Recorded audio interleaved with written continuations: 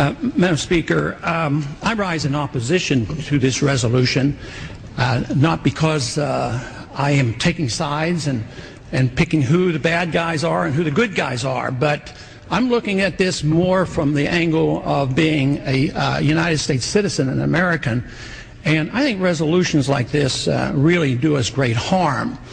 In many ways, what's happening in the Middle East, and in particular with Gaza right now, we have some moral responsibility for both sides in a way, because we provide help and funding for both Arab nations and Israel. And so we definitely have a moral responsibility, and especially now today, the weapons being used to kill so many Palestinians are American weapons, and American funds essentially are being used for this. But there's a political liability which I think is something that we fail to look at, because too often there's so much blowback from our intervention in areas that we shouldn't be involved in. You know, Hamas, if you look at the history, you'll find out that Hamas was encouraged and really started by Israel, because they wanted Hamas to counteract Yasser Arafat. And you say, well, yeah, that was better then and served its purpose, but we didn't want Hamas to do this. So then we as Americans say, well, we have such a good system, we're going to impose this on the world.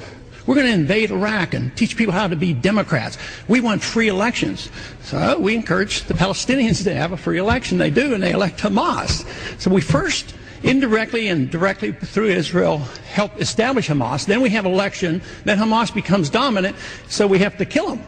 You know, it just doesn't make sense. During the 80s, you know, we were allied with Osama bin Laden.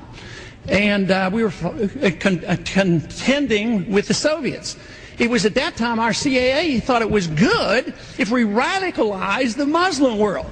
So we financed the madrasa schools to radicalize the Muslims in order to compete with the Soviets. There's too much blowback. There's a lot of reasons why we should oppose this resolution. It is not in the interest of the United States. It's not in the interest of Israel either.